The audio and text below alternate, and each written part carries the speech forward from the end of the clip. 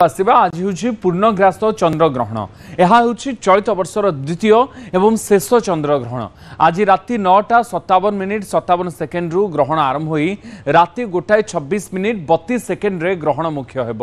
ग्रहणर अवधि 3 घंटा 29 minute 25 second रहिबो। ग्रहण लागुथिबारु आज दिन 12:57 रु पाक त्याग और देवनीति निषेध करा जायछि।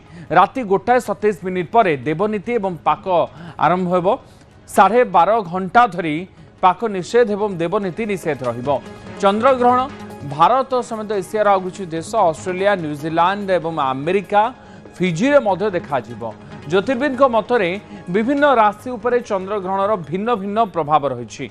मेष, वृष, मिथुन, सिंह, कन्या, तुला, मकर और कुंभ राशि व्यक्ति यह शुभ होता बेले कर्कट, बिछा, धनु और मीन राशि व्यक्ति अशुभ बोली कहा जाउछि।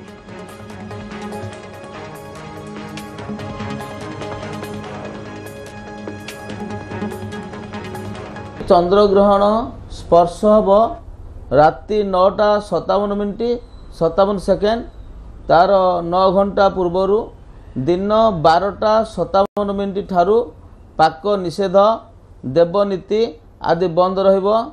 तत्सहित आमर सर्वमुख्य हम रात्रि 1:26 तत्पश्चात रात्र 1:27 ठारू पुनः आपर स्वाभाविक भाव प्रक्रिया जमी थिला सेमिति चलिबो। चंद्रग्रहण समय भिन्न भिन्न राशि पक्षरे भिन्न भिन्न प्रभाव पड़ी थाए। जमिति कि आपण ग्रहण दर्शन रे शुभ रही मेष, वृष, मिथुन राशि, सिंह राशि, कन्या राशि, तुला राशि और कुंभ राशि पक्ष शुभ रहिबो। ग्रहण शुभ अशुभ क्षेत्र रे कर्कट, बिछा, धनु और मीन राशि पक्षे अत्यंत अशुभ मना जाए। परवर्ती खबर।